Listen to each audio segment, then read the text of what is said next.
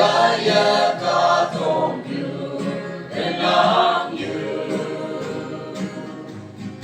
Anu mapungiya katanya hayalak segan yang menang gaya tumansa ibatin bu phải chăm chăm giờ thế nhị kemat ayat lo lên kaki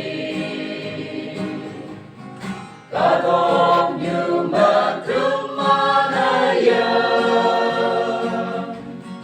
yang baca dia hai kemat nona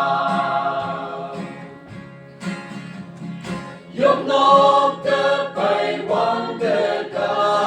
ca Amai ki asita la yang Chính yang kiêm hậu quang tơ Kata âm nhang phải đi ngộ Thế nhi nam ayam tau la ca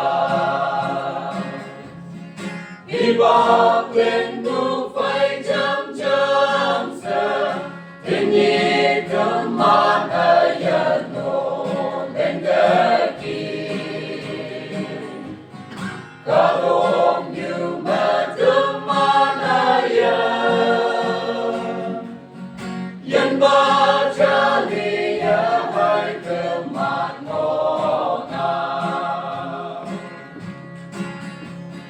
Ungu nhau ku pa nhau ku Ijin me nhau ku ye chi cha yo Năm lời cầu nhân lót trên When the sai ku cha ba Ijin me nhau ku hai se ta ta Iba